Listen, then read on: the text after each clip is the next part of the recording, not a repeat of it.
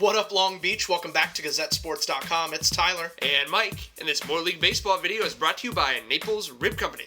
We are back at Blair Field for a big one on Monday night. Long Beach Poly taking on Lakewood as the managers meet at home plate.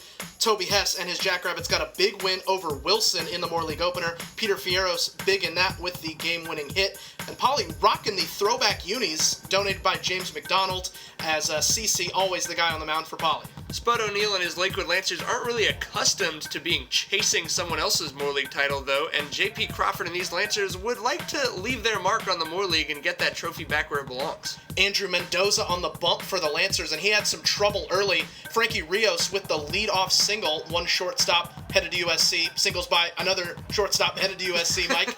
Love to see that. And then Julian Griego sends it over the third baseman's head. Runners on first and third, nobody out for Poly. Safe to say that the first connected punches belong to the Jackrabbits. Those are big hits right there, and that brings up Fierros. He goes opposite field with another big hit for the third baseman. That's 3 straight singles to open it.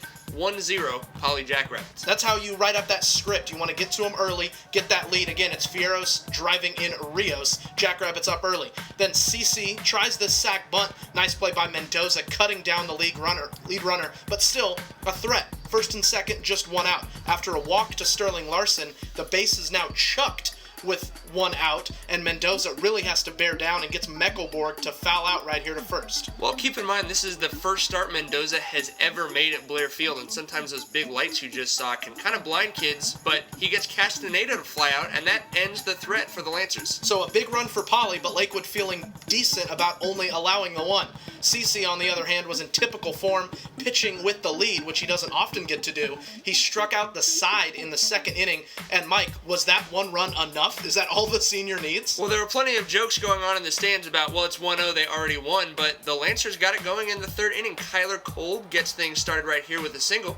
And then J.P. Crawford, as the lineup turns over, he's going to slap that one into the gap, and that puts 2 runners in scoring position as Crawford is going to advance on the throw headed towards third, and the 2-3-4 hitters coming up. Lancers are definitely got something brewing here.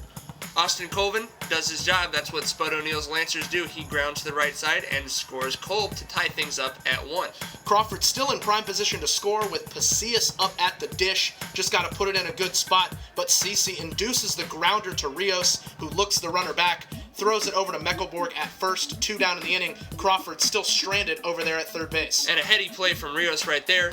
Then Castellanos gets Reeser to line to center. CC limits the damage, so obviously a pitcher's duel as we've begun to get accustomed to. We go to the top of the 6th, a 4-pitch leadoff walk to Castellanos, and then Larson gets plunked. So 2 on for Poly, nobody out. Crawford gives his pitcher a pep talk, say, hey, I got your back defensively, don't worry. Meckelborg up, you see the infielders collapse, slash play as he takes the bunt off to Crawford, who knocks it down, gets the lead runner. That's a nice heads-up play at short as he goes back to Mendoza and see, I told you, I got you, don't worry. Toby Hess called that a major league play from Crawford. Indeed, it was huge. Castaneda grounds to Brendan Davis and, gets it to Manny Jefferson at second. Meckelberg called out, and it's called a double play for the contact at second base. We go to the bottom of the 6th. Austin Colvin singles to lead it off, but CC, K's Pasillas, and then Castaneda showing off the cannon as he's going to get Colvin stealing at second.